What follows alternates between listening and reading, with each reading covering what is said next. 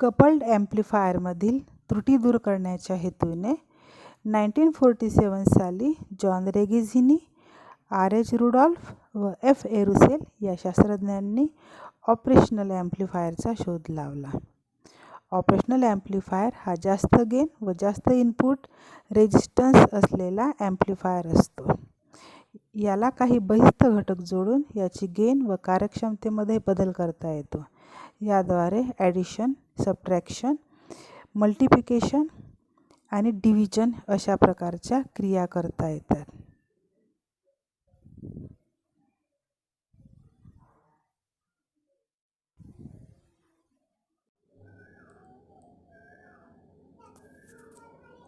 आपण बघत आहे non inverting amplifier.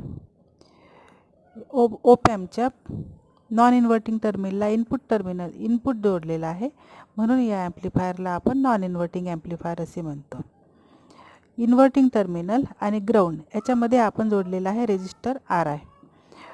Output terminal आणि इन्व्हर्टिंग टर्मिनल याच्या दरम्यान आपण जोडलेला आहे रेजिस्टर आर एफ.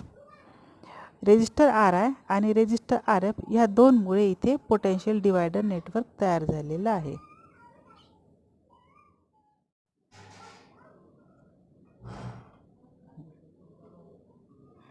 ओप ॲम्पच्या दोन्हीही इनपुट टोकांची व्होल्टेज पोटेन्शियल डिफरन्स सारखे असल्याने बिंदू एस चे व्होल्टेज हे व्ही आय असते.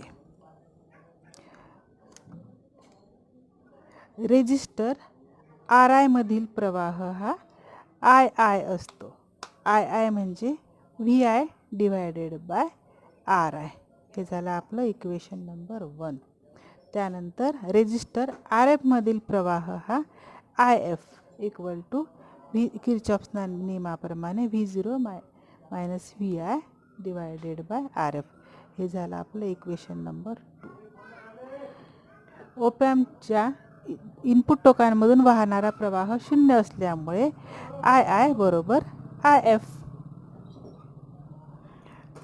तर आय आयची किंमत आहे V I divided by R I आणि आय एफची किंमत आहे V0 minus V I divided by R F.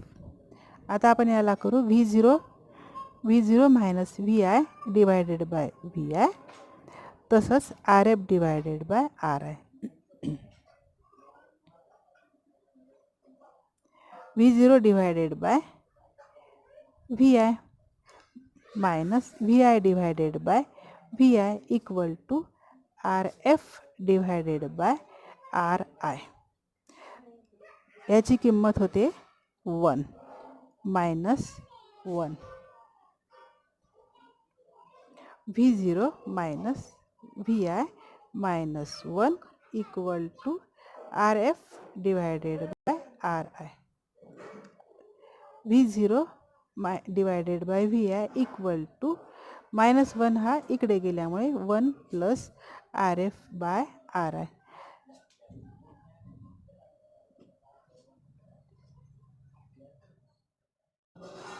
ॲम्प्लिफायरचा gain काय असतो? गेन ए व्ही म्हणजे V0 divided by V I म्हणजे गेन. मग V0 बाय व्ही आयची किंमत किती आली? 1 plus R F by R I. हा क्लोज लूप गेन आहे. आणि आउटपुट व्होल्टेज किती येईल? मग आउटपुट व्होल्टेज V0 बरोबर गेन डिवायडेड बाय इनपुट. हा झाला गेन डिवायडेड बाय इनपुट म्हणजे आपल्याला मिळेल आउटपुट व्होल्टेज.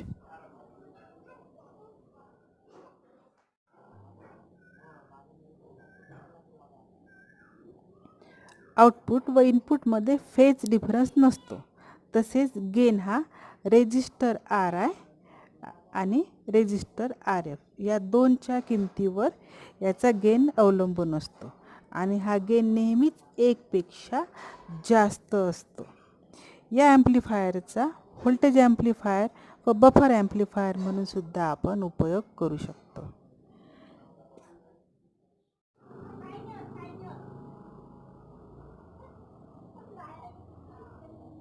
आता आपण बघू नॉन इन्व्हर्टिंग ॲम्प्लिफायरची प्रॅक्टिकल डायग्राम आपण घेतली आहे. यामध्ये ओपॅम्पची IC 741 8 टर्मिनल IC आहे. याच्या पिन नंबर 2ला इनपुट रजिस्टर RI जोडलेला आहे. हे आहे इन्व्हर्टिंग टर्मिनल आणि नॉन इन्व्हर्टिंग टर्मिनलला आपण इनपुट दिलेलं आहे. त्यानंतर पिन नंबर 7ला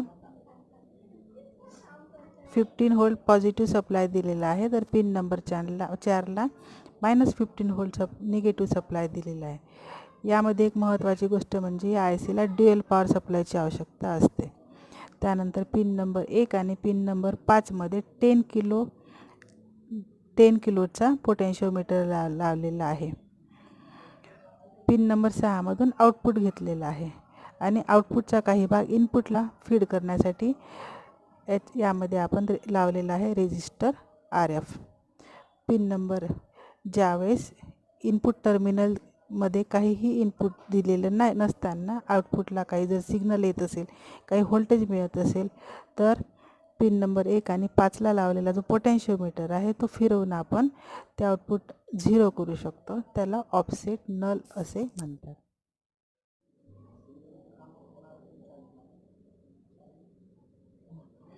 आपण बघितलं आहे नॉन इन्व्हर्टिंग ॲम्प्लिफायरचा गेन असतो 1 + RF/RI.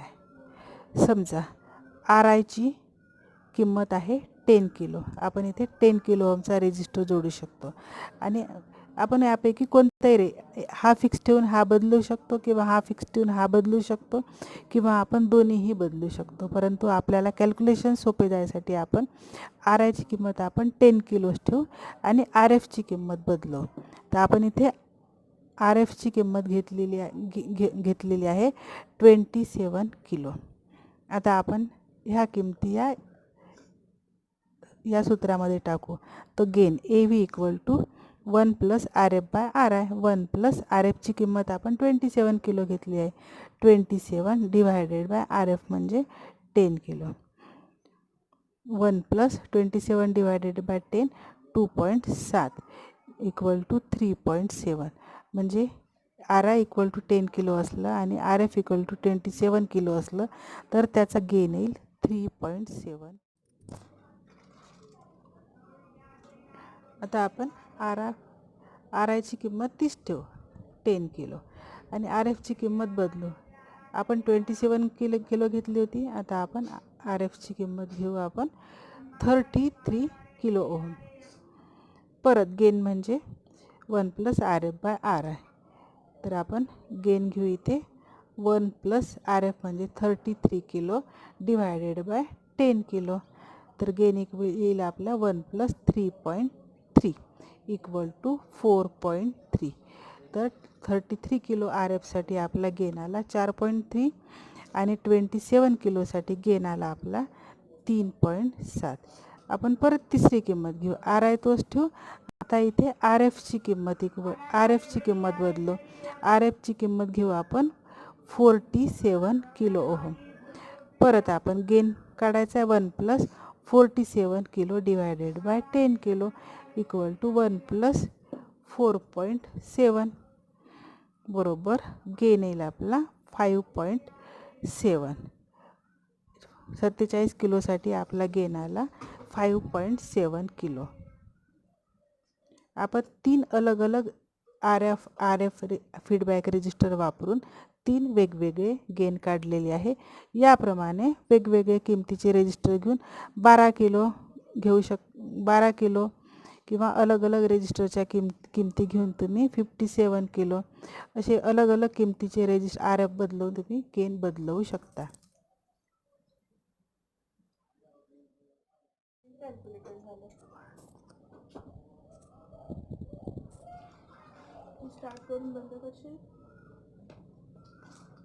आपण बघू आता 10 किलो RI आणि 27 किलो RF असताना आपला गेन आहे 3.7. आता आपण कॅल्क्युलेशन्स करू गेन 3.7 साठी. आउटपुट किती मिळते? गेन गुणेला इनपुट. समजा हा गेन आपला 3.7 आहे, 3.7. आणि आपण इनपुट देत आहे, इनपुट याचे कमी कमी द्यायचे असतात. इनपुट देत आहे गुन्हेला 1.2 व्होल्ट हे इनपुट देत आहे. तर आपल्याला 1.2 व्होल्ट इनपुट दिलं तर आउटपुट किती मिळेल, तर गेन गुन्हेला इनपुट.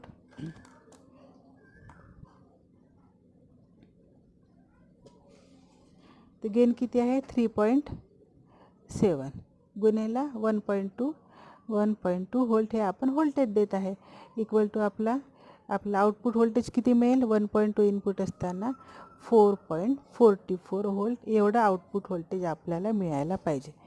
त्यानंतर हे झालं 1.2 इनपुटसाठी.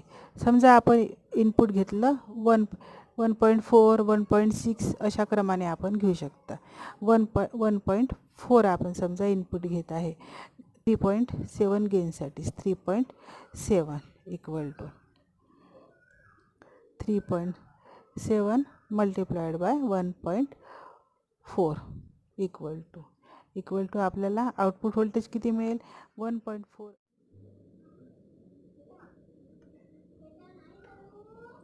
वेगवेगळ्या इनपुटसाठी फॉर्म्युल्यात व्हॅल्यू टाकून तुम्ही आउटपुट काढू शकता. हे आपण केलं 3.7 गेनसाठी.